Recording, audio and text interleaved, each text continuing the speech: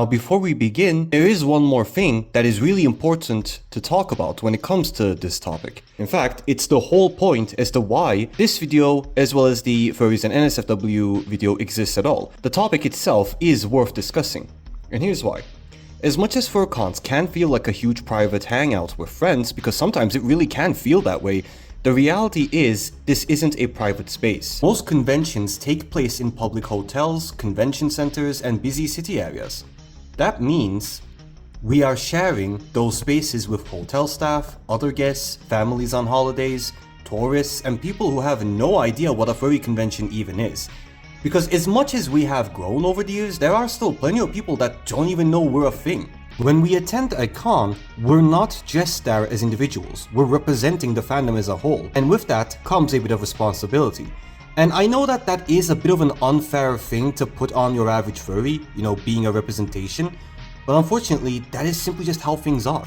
Whether we like it or not, that ends up happening. Now, this does not mean you should just enslave yourself to whatever their wishes are. Hell no. This doesn't mean people can't have fun or express themselves. Cons should be fun. They're meant to be a place where people can, just enjoy being a part of the fandom and enjoy each other's work. They can relax, be creative, and enjoy being a part of the community.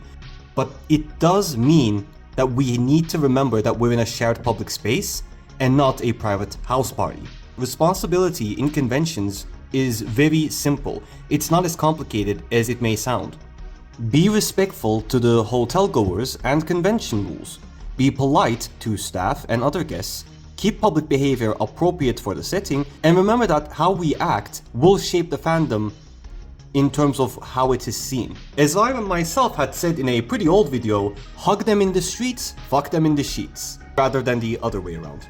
Be patient, because for a lot of people outside of the fandom, a convention might be the very first and maybe the only time they've ever seen a furry in real life rather than on the internet. And that single moment can shape their impression on the community.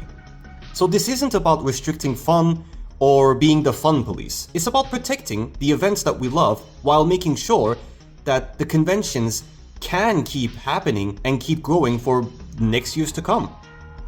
Again, as long as you two are consenting adults or more, go ahead, suck and fuck as much as you want. Just do it in your privacy, not in a public setting, because that's when our reputation gets ruined. And no joke, a lot of conventions that could have been happening right now as we speak probably is not happening because, well, do I need to talk about the disaster of FurFest? So realistically, it's not just about us being, appropriate, it's also making it more likely that in the future, we'll actually get to enjoy even more. Because people will start to, open up their hotels or just properties in general to being rented by furries. Alright, with that out of the way, let's begin. Hey everyone, it's me Terra, and now that we have discussed the NSFW side of the fandom, and how it can sometimes get out of hand, and turn from an enjoyable thing into a problem, today we're going to talk about how we can enjoy NSFW without turning it into a problem. So I imagine at least a few of you watching are going to be asexual, and fair enough, that's understandable. And realistically, there isn't much advice I can really give you since you already don't really seek it out, and your mind doesn't get clouded by corn, so you can easily just work around it. And lastly, I imagine there will also be some who claim that furries shouldn't have an NSFW side to begin with. First off, get out. The existence of NSFW is not the problem. You see, I too love goon into furries myself. I just don't like the irresponsibility that accompanies it. So if you're a Puritan about it, shut up, man. No, but seriously, get the fuck out. We don't mind NSFW here. We just mind the irresponsibility, that's it. So there is a common claim that you can't really do anything about this. And to be fair, for the most part, that really is true. I can't really bullshit. For the most part, that really is true. There's not a whole lot we can really do, because we don't have control over, the internet in general. However, there are reasonable restrictions that we can go ahead and make, and to a certain extent already have. For example, at most FurCons, artists are completely allowed to create and sell NSFW artwork, which is awesome. The only restriction that they have to deal with to keep a separate 18 plus section of the dealer's den or artist alley, place them in covered folders or binders instead of openly just displaying it, and selling it only after the buyer's age has been verified and confirmed. These are reasonable restrictions, and for the most part you can see this in many cons. Obviously with exceptions, but this is something that as long as we keep, we're actually in the golden zone with. Because it doesn't ban adult content, it doesn't shame artists for making it, and it does not pretend as if the adult side of the fandom doesn't exist, which would also be very disingenuous because it does. It simply makes sure that people who don't want to see it or should not be seeing it don't accidentally run into it. So realistically, this is more about context and consent rather than censorship, which is a great way of having a reasonable restriction. Now, once you have done all of these, as in, you've done a proper warning section, this is NSFW, don't watch it if you're underage, and posting it in adult spaces rather than general spaces, well then, you're in the golden zone. Go right ahead, post as much NSFW as you want, enjoy yourself. Now, I imagine that some of you will be saying, but Terra, what if a minor somehow manages to sneak in the adult space and then sees it? At that point, that is not the problem of the people there. It is an adult space that had adults in mind. Minors were never supposed to get in there in the first place. How they managed to sneak in, I don't know. But you cannot blame the adults for being in an adult space and doing adult things. This was what was designed for. So realistically, the fault here goes to the parents. And unfortunately, a lot of parents are completely fucking useless nowadays. You are not their parents.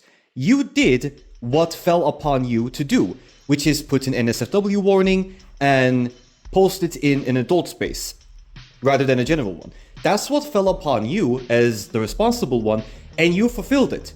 That kid is not your problem anymore. It's the parents' problem. So parents, be an actual parent, be fucking useful. Eventually, we will get back to this topic. However, it's gonna be in a different video, and we're going to do a much more detailed deep dive into it. Because I have noticed that a lot of media, as well as fandoms in general, which were made by adults with adults in mind, are currently being infested with minors. And unfortunately, this is a very compromising situation and a very uncomfortable one that causes a lot of drama within said fandoms and communities. And it does need to be discussed because in a lot of cases, it's usually the fucking parents that are completely useless sacks of shit. It's like, you squirted the little motherfucker out. Take care of it now. This is one of the best examples that came to my mind. Although you may have a few other examples in your mind, feel free to share them. And we're going to have this cut into two sections. The first section is going to be for those who create NSFW content, and the second one will be for those who consume it. So, let's get into it. For NSFW content creators, the number one thing that you should keep in your mind is the space that you are in. See, adult art, jokes, and conversations are completely fine. They should, however, stay in 18 plus servers only, or chats, properly tag social media posts, private communities that are meant for adults exclusively. General spaces, public chats, and mixed age communities should stay SFW. Because this protects younger fans and also protects adults, who happen to be, asexual, from being put in uncomfortable or risque situations. And always remembering that the fandom is bigger than the adult content. For most people, adult content is just one small part of a much larger thing that includes other stuff. The furry fandom is no different.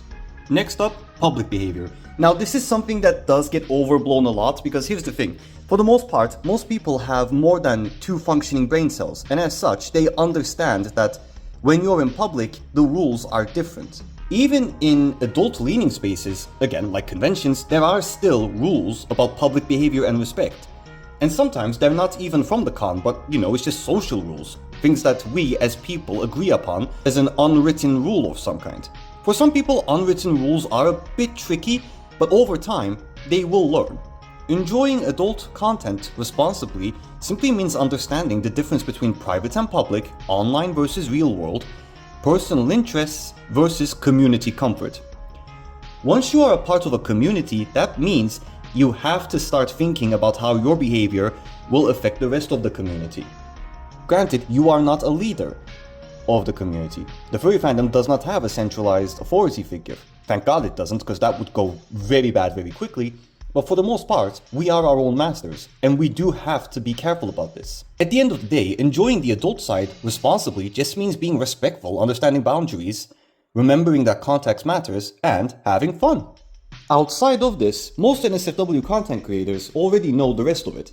For example, putting up a warning, hey, this is NSFW and it's not safe for minors to watch.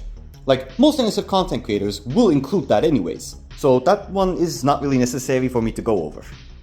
One thing I will say is advertising yourself in appropriate settings, because I have seen, not gonna name names, but I have seen furry content creators who do NSFW try to advertise it on TikTok, where, I don't know, most of the fucking user base is known for being terminally online kids. So advertising your OnlyFans there is not exactly a appropriate thing, ho. Next up is going to be for people who aren't NSFW content creators. Now, the number one thing that needs to be mentioned here, if you don't take the proper precautions and then complain about seeing NSFW, you're a fucking moron. Grow the fuck up, you whiny little bitch. I say this because, here's the thing, right? Although this doesn't apply to all social media platforms, in many social media platforms, you do have the, banned tags list kind of a thing, where you can take certain tags, like for example, NSFW, YIF, Corn, and so on, and then you could put it in a banned tags list. Once you do this, the system will go ahead and start separating all of the images or videos that have those tags in it and provide you the ones that don't have it. As such, you are able to prevent yourself from having to constantly see it. This is something that you can do, but a lot of people are unfortunately complete fucking idiots whom forget that this feature exists. Like, you can do this.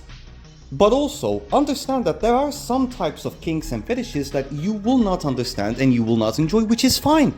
Others can enjoy it too. Stop being such a crybaby bitch over it. No, seriously, every time I see people shit talk about pup hoods and puppy play in general, like, first off, I should mention this as well.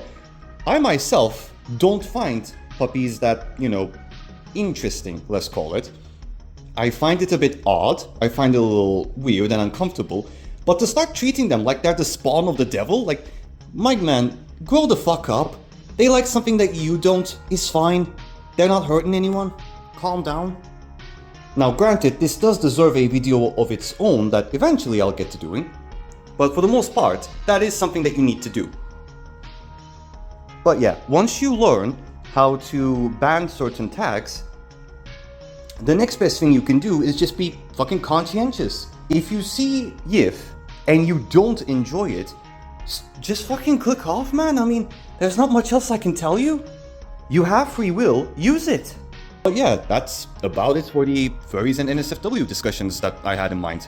With these two videos complete, I will get to something else. And yeah, thank you very much for watching. I hope you enjoyed it, and goodbye.